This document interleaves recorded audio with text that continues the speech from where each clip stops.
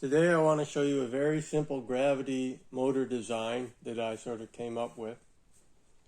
And I haven't totally built it, so I just stuck a few pieces together so I can demonstrate it to you.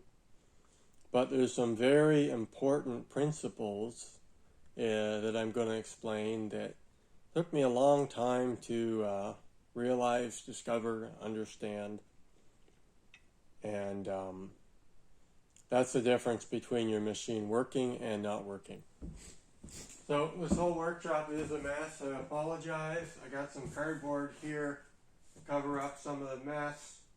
Now this wheel is here. Just ignore this wheel. Focus on this here and this here. So this is your input wheel, like that. Everybody likes to see things spin. And this is your output, okay? So I have a few rules I made up that are very important. So the first rule is no touching. The input must not touch the output.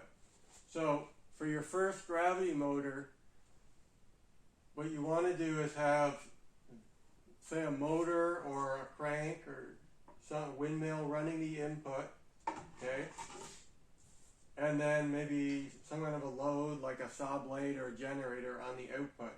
But you don't want to connect them directly together.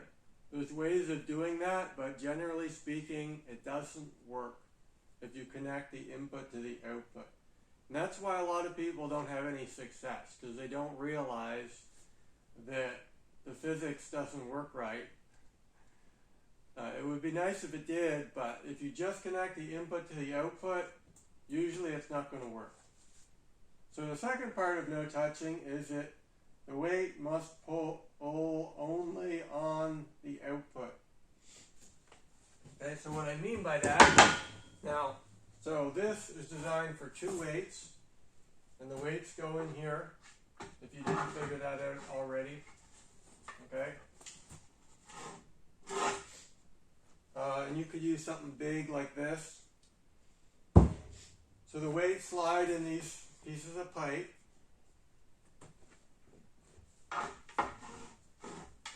Okay? Now, we have this little lever on our output. Now, for two weights, this needs two weights to work. You might have to make it a bit more complicated, but the way this is set up, and I've got to take the weights out of the pipe to show you, is that the distance here is something like this when it's up here, if it's spinning clockwise, like I'm showing you, okay? So this weight has to pull in towards the center, no matter what, because it's literally at the end of its rope, okay? Now, as this comes around, okay, now say there's a load on this output, so it don't want to move, okay, but as this thing comes around, there's more gravity. It should be about the same amount of centrifugal force, but more gravity. Okay, so it wants to pull out. So it should be about something like this. So the weight wants to pull out, so it pulls on the load, okay? So that's why our shafts aren't lined up. So it's set up that the weight sort of goes around like this. Like, see, it's towards the center here and towards the outside here. So gravity and this mechanism helps us bring the weight back in, okay? And then we capture our extra energy when the weight goes out. Now you could have lots and lots of weights around here, but start with two. And let's go over rule number 2. Combine gravity and centrifugal force. Now, I've shown with the machine over here that centrifugal force is great, but with spinning weights and stuff, like that, you want to combine gravity with centrifugal force. So the energy, in my opinion, the energy comes from centrifugal force, but if you're not using gravity, you're probably not going to have much success. So very simple design, so that even if the output here is stalled, right? I was using this earlier. The output is stalled, then our weight's attached to this, you know, it goes around like this. Put that in there, okay? Imaginary weight on here. Then it still shouldn't slow it down. The load shouldn't really slow down the input, okay? So, very simple design.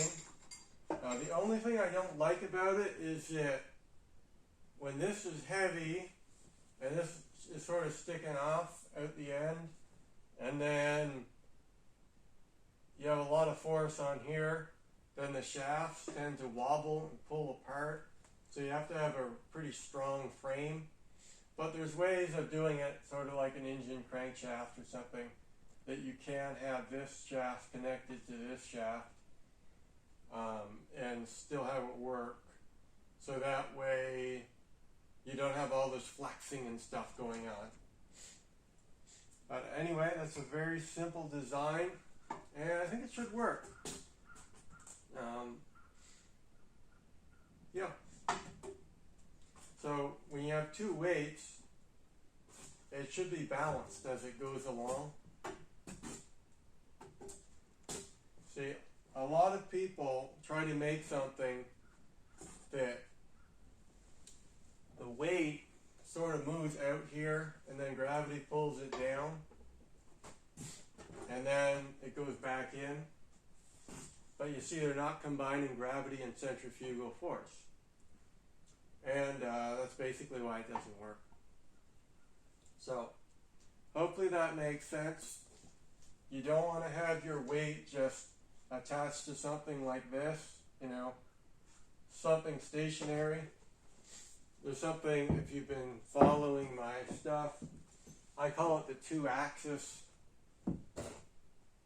type thing, where you have your weight, and so this makes like this circle, and then the weight makes like this circle,